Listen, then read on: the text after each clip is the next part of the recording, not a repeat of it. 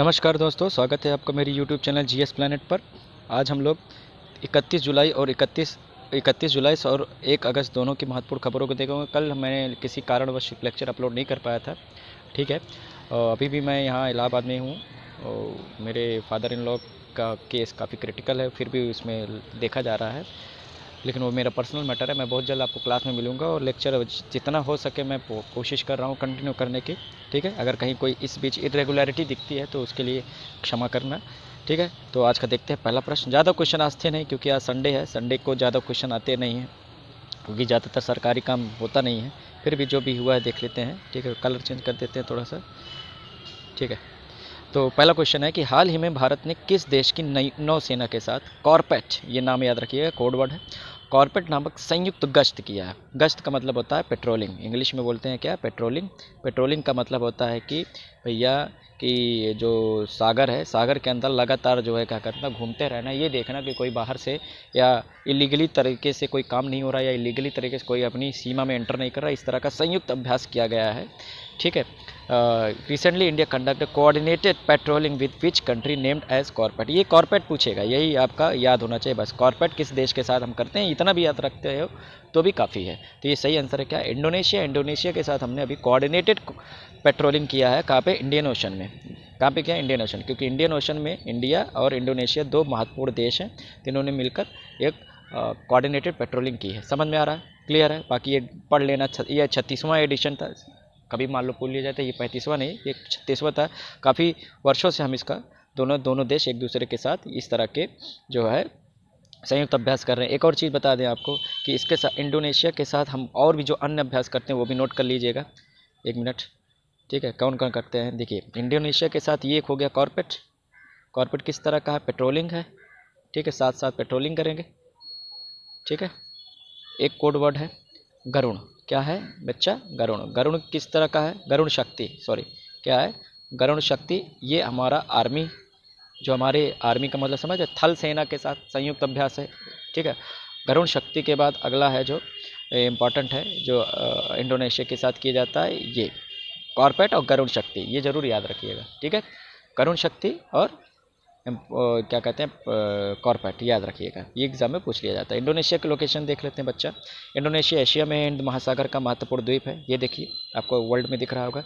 इसको थोड़ा और जूम करेंगे तो देख लेंगे, ठीक है। देखिए, पूरा इंडोनेशिया पूरा द्वीपीय देश है। क्या है, आइलैंड्स पे बसा हुआ देश है। दिख रहा है आपको, ये आइलैंड दिख रहे हैं आपको।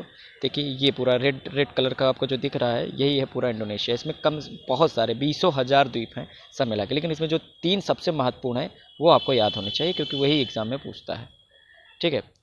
एग्ज़ाम में क्या पूछता है वो देख लेते हैं, ठीक है। वो मैंने पढ़ाया था। देखिए, ये है सुमात्रा, तो पहला हो गया सुमात्रा आइलैंड। ये है आपका जावा, ठीक है। ये आपका बोर्नियो।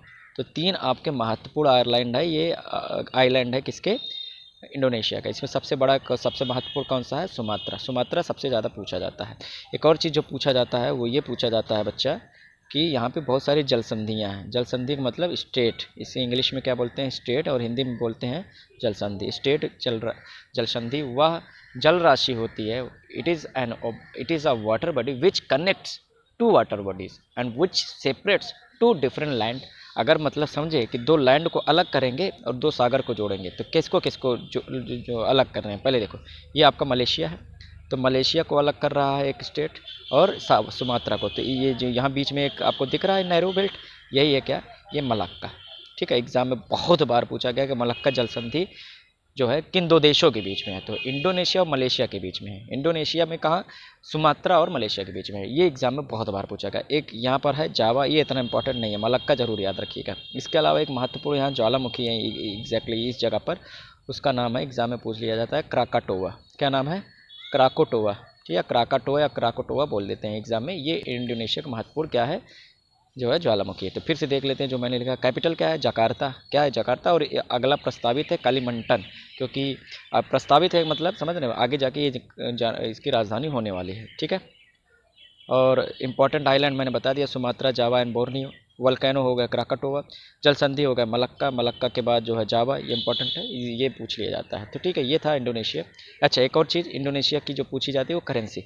इंडोनेशिया करेंसी क्या बच्चा है, इंडोनेशिया करेंसी है रुपया, लेकिन भारतीय रुपया नहीं, इंडोनेशियाई रुपया, ठीक है। कई देशों की इंडोनेशिया करेंसी है, मतलब कई देशों की रुपये करेंसी है, ठीक है। दूसरा क्वेश्चन आज का देखते हैं। हाल ही में भारत के 14 टाइगर रिजर्व को ग्लोबल CATS में शामिल किया गया। CATS का मतलब कंजर्वेशन एश्योर्ड टाइगर स्टैंडर्ड, यहाँ पे लिखा है। फुल फॉर्म नहीं पूछा जाएगा आपको, एक ग्लोबल स्कीम है और स्कीम के बारे में बताऊंगा आपको। में शामिल किया गया। इनमें से मध्य प्रदेश के टाइगर रिजर्व कौन है? मध्य प्रदेश के कौन से टाइगर रिजर्व यहाँ पे शामिल हुए हैं? ये MPPSC अगला जो होने वाला उसमें याद रखिएगा, और MP के जो और एग्जाम होने वाले वहाँ के लिए निश्चित तौर पर ये पूछे जाएंगे, ठीक है।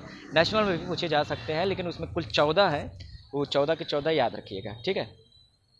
तो 14 रिसेंटली 14 टाइगर देखो, दो यहाँ बार हो गया, कोई बात नहीं। Recently 14 tiger reserve of India got recognition in global CATS conservation assured tiger standard. The list includes 3 tiger reserve from Madhya Pradesh which are, कौन कौन से ऐसे हैं जो इस लिस्ट में हैं? तो उसका सही नाम क्या है जो एग्जाम में पूछे जाएंगे, वो है कान्हा, सतपुड़ा, पन्ना। ये 3 टाइगर रिजर्व मध्य प्रदेश के जो इसमें 14 की लिस्ट में शामिल हुए हैं। अब देख लेते हैं स्कीम पहले क्या है, फिर उसके बाद कौन कौन से शामिल हुए हैं। देखिए, 14 इंडर tiger reserve receive global CATS, ठीक है। एक ग्लोबल स्कीम है पूरी दुनिया के लिए, ताकि पूरी दुनिया में जिन जिन देशों में टाइगर्स हैं उनको प्रमोट किया जाता है। तो उन टाइगर रिजर्व में कौन कौन से टाइगर रिजर्व ने बेहतरीन प्रदर्शन किया है, बस उनकी एक लिस्ट जारी की गई, समझ में आए?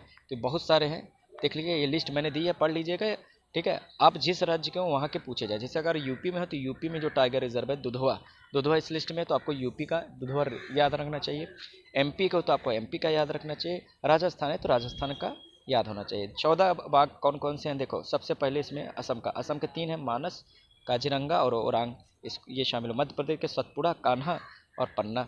महाराष्ट्र का पेंच, बिहार में वाल्मीकि, ठीक है। उत्तर प्रदेश का दुधवा, पश्चिम बंगाल का सुंदरबन, केरल का पराम्बिकुलम और कर्नाटक का बांदीपुर टाइगर रिजर्व, और तमिलनाडु के मुदुमलाई और अन्नामलाई टाइगर रिजर्व शामिल हैं। तो ये 14 के 14 आपको नहीं याद होने चाहिए, जो आप जिस राज्य को वो याद होने चाहिए, वो एग्जाम में पूछ लेता है, ठीक है। भारत में कुल कितने टाइगर रिजर्व हैं ये आपको पूछा जा सकता है। तो इस समय 51 है। कितने हैं? 51 टाइगर रिजर्व में, 2 और प्रस्तावित हैं, जल्दी ही शामिल होने वाले हैं, ठीक है। समझ में आ गया? अच्छा, एक और चीज़ है, एग्जाम में पूछा जाए कि हम टाइगर की बचाने की शुरुआत कब से हुई है। एक हमारा सरकारी स्कीम है जिसका नाम है प्रोजेक्ट टाइगर, याद रखिएगा, मोस्ट इंपॉर्टेंट। प्रोजेक्ट टाइगर की शुरुआत कब हुई थी बच्चा? 1973 में। कब हुई थी ये याद रखिएगा। प्रोजेक्ट टाइगर की शुरुआत हुई थी 1973 में। तब से भारत सरकार क्या कर रही है, भारत के लिए जितने भी टाइगर्स हैं उनको ज़्यादा से ज़्यादा उनको सुरक्षित संरक्षित रखने का प्रयास कर रही है। इसके लिए तरह तरह के स्कीम्स हैं, क्योंकि वो टाइगर भारत का क्या है, राष्ट्रीय पशु, नेशनल एनिमल है। तो प्रोजेक्ट टाइगर की शुरुआत कब हुई थी? 1973 में, ठीक है। तीसरा क्वेश्चन आज का, किस राज्य ने निर्यातक बनो मिशन की शुरुआत की है? एक मिशन लॉन्च किया गया है, किस स्टेट में ये बताना, विच स्टेट लॉन्च्ड निर्यातक बनो मिशन। तो सही आंसर इसका क्या है? राजस्थान ने लॉन्च किया। और देख लेते हैं, सीधे सीधे मतलब है कि ये अपने राज्य में कुछ ऐसी व्यवस्था लेकर आ रहे हैं जिससे ज़्यादा से ज़्यादा हम निर्यात कर सकें। तो इसमें क्या होगा, किसानों को बढ़ावा दिया जाएगा, या लोकल प्रोड्यूसर्स जो भी होंगे उनको तरह के आर्थिक और राजनीतिक सहायता दी जाएगी, जिससे वो ज़्यादा से ज़्यादा निर्यात कर सके। निर्यात करने का फ़ायदा ये होता है कि आपको विदेशी मुद्रा प्राप्त होती है, और विदेशी मुद्रा जो फॉरेन करेंसी आपको प्राप्त होती है, तो इससे क्या होता है कि आपके अंदर का जो इंटरनल रेवेन्यू होता है वो मजबूत होता है, आपका आंतरिक जो राजस्व होता है वो बढ़ता है, और आपकी इकॉनमी इंप्रूव होती है। सीधी सीधी सी बात ये है, ठीक है। बस इतना ही पता होना चाहिए। बाकी राजस्थान के बारे में देख लेते हैं भैया।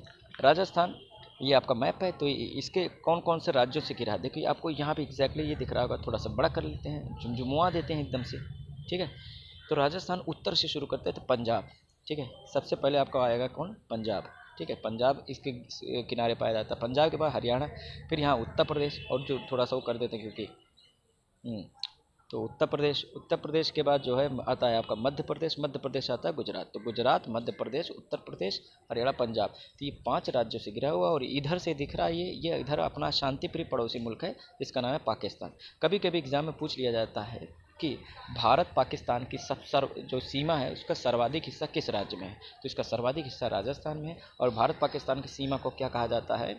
रेड क्लिफ, याद रखना, एग्जाम में पूछा जाता है। भारत पाकिस्तान की सीमा को क्या कहा जाता है? रेड क्लिफ, क्योंकि सर रेड क्लिफ नाम के अधिकारी ने ये सीमा रेखा को डिज़ाइन किया था, ठीक है। उसको जो है विभाजित किया था, तो रेड क्लिफ, और इसका सर्वाधिक हिस्सा कहाँ है? राजस्थान में, ठीक है। समझ में आ गया? हाँ।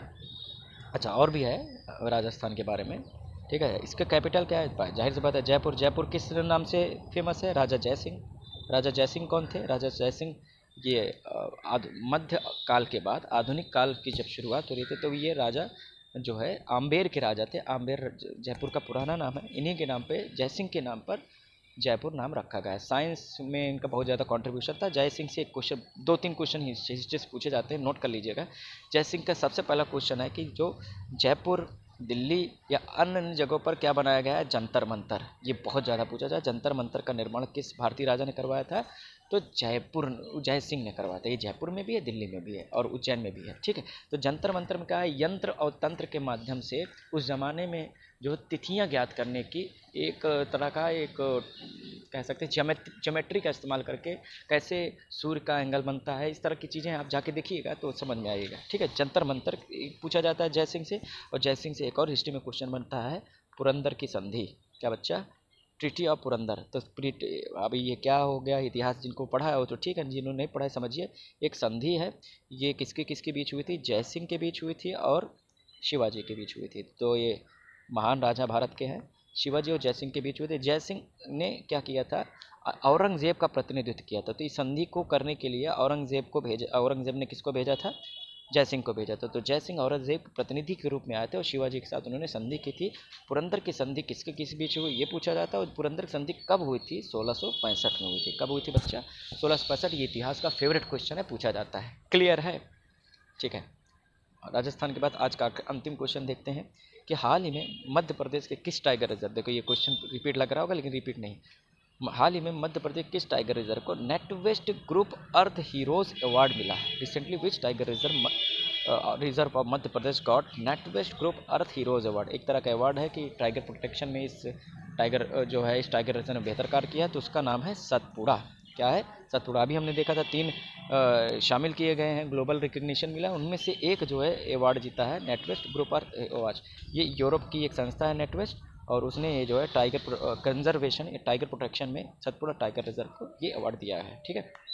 सतपुड़ा के बारे में देख लेते हैं, ठीक है। सतपुड़ा नाम कहाँ से आया भैया? देखो, भारत के जो भौतिक प्रदेश हैं, भौतिक प्रदेश मतलब जोग्राफिकल जो इसके रीजन है या फिजिकल जो रीजन है, फिजियोग्राफी जो है, उसमें से एक है। तीसरा अगर हम देखें, पहला तो नॉर्दर्न माउंटेन्स है, उत्तर का हिमालय वगैरह, दूसरा उत्तर का विशाल मैदान, और तीसरा प्रायद्वीपीय पठार। क्या है बच्चा? प्रायद्वीपीय पठार यानी पेनिनसुलर प्लेचू, इंग्लिश में बोलते हैं पेनिनसुलर प्लेचू। तो प्रायद्वीपीय पठार का एक हिस्सा है मध्यवर्ती पठार। क्या है बच्चा? मध्यवर्ती पठार। इंग्लिश में क्या बोलते हैं बच्चा? Central highland. क्या बोलते हैं? Central highland. तो सेंट्रल हाईलैंड क्या है? It is part of peninsular plateau. प्रायद्वीपीय भारत के पठार का भाग है क्या? मध्यवर्ती पठार, ठीक है। मध्यवर्ती पठार में बहुत सारे पठार है। इसमें सबसे पहले आता है अरावली। क्या आता है बच्चा? अरावली, ठीक है। अरावली के बाद आपका आता है क्या? विंध्य, मालवा। मालवा के बाद आता है विंध्य, विंध्य के बाद आता है सतपुड़ा। तो सतपुड़ा विंध्य के दक्षिण में, आपको दिख रहा है ये ब्राउन कलर का, ये है आपका सतपुड़ा, ठीक है। तो आपसे पूछ लिया जाएगा सतपुड़ा की लोकेशन। तो लोकेशन बच्चा कहाँ है? ये मध्य प्रदेश में। मध्य प्रदेश का महत्वपूर्ण ये क्या है? पठार है। पठार का मतलब एक तरह का माउंटेन रेंज भी है, पर्वत श्रेणी है, जो कि घिस घिस कर पठार के रूप में कन्वर्ट हो गई। और क्या क्वेश्चन पूछा जाता है? इसकी सबसे ऊंची चोटी, याद रखना है, ये फेवरेट क्वेश्चन है मध्य प्रदेश की। सबसे ऊंची चोटी सतपुड़ा का है क्या? धूपगढ़, जो कि मध्य प्रदेश की भी सबसे ऊंची चोटी है, ठीक है। 1350 इसकी मीटर इसकी ऊंचाई है धूपगढ़। ये कहाँ पर है? होशंगाबाद में। कहाँ पर है? होशंगाबाद डिस्ट्रिक्ट में है, ठीक है। और वो जो क्या कहते हैं कि सतपुड़ा नेशनल पार्क या टाइगर रिजर्व भी कहाँ है? होशंगाबाद में ही है, ठीक है। धूपगढ़ चोटी पंचमढ़ी में ये जो है स्थित है, ठीक है। दूसरी बात, सतपुड़ा जो रेंज है ये काफ़ी बड़ा रेंज है, यहाँ से लेकर यहाँ तक पूरा विस्तृत दक्षिणी मध्य प्रदेश में फैला हुआ है। इसके 2 हिस्से हैं। इसका जो पश्चिमी हिस्सा है उसे बोला जाता है महादेव श्रेणी। क्या बोला जाता है? महादेव श्रेणी, ठीक है। और इसका जो पूर्वी हिस्सा है उसे मैकाल बोला जाता है। क्या बोला जाता है? मैकाल। जैसे आपको बता दें, अनूपपुर में एक चोटी है जिसका नाम है अमरकंटक। तो अमरकंटक मैकाल का हिस्सा है, ठीक है। और पंचमढ़ी वाला जो ये धूपगढ़ है ये महादेव श्रेणी का हिस्सा है, ठीक है। तो याद रखिएगा, मैकाल महादेव श्रेणी ये किसके भाग है? सतपुड़ा श्रेणी के भाग है। और सतपुड़ा क्या है? मध्यवर्ती पठार में। और मध्यवर्ती पठार कहाँ पर है? पेनिनसुलर प्लेचू यानी प्रायद्वीपीय पठार में है, ठीक है। तो इसका जोग्राफिकल है, एग्जाम में पूछ लिया जाता है, ठीक है। अच्छा, उसका राजस्थान का भी जो है कुछ रह गया था, उसको देख लेते हैं। राजस्थान की बात करें तो जयपुर गवर्नर कलराज मिश्रा, सीएम अशोक गहलोत जी हैं। और क्या है? वहाँ के नेशनल पार्क, 3 प्रमुख नेशनल पार्क हैं। कौन कौन? केवल देव, केवलादेव, रणथंभौर, सरिस्का डेजर्ट, ऊपर के 3 महत्वपूर्ण डेजर्ट यानी मरुस्थली नेशनल पार्क, ये यहाँ पर है जैसलमेर के आसपास। ठीक है, वो इम्पॉर्टेंट पर्वत कौन है? अरावली, जो कि दुनिया की सबसे पुरानी मानी गई, पूरी दुनिया की सबसे पुरानी पहाड़ियाँ हैं अरावली, जो कि पूरे राजस्थान को ऐसे 2 भागों में डिवाइड करती है। लेक्स की बात करें, सांभर झील यहाँ पर है, जो कि भारत का सबसे खारा झील है, सबसे खारा, मोस्ट सलाइन है, ये भी एग्जाम में पूछ लिया जाता है। तो ये राजस्थान के बारे में हो गया था, वो हमने सतपुड़ा के बारे में देख लिया था। तो काफ़ी कुछ हमने देख लिया इन 4 क्वेश्चन में। तो आज के लिए मित्रों इतना ही। आपको PDF पूरे लेक्चर की डिस्क्रिप्शन में लिंक दे दूंगा, आप देखते रहिएगा। कहीं कोई डाउट हो तो पूछते रहिए। थोड़ा मैंने देख रहा हूँ कि 1-2 दिन से आप लोग वीडियो कम देख रहे हैं। ऐसा नहीं, हम लौट कर आएंगे क्लास में ना, फिर से पूछेंगे, छोड़ेंगे नहीं। तो इसलिए थोड़ा सा लेक्चर देखिए, प्रमोट कीजिए, आगे शेयर कीजिए। थैंक यू ऑल, आज के इतना ही।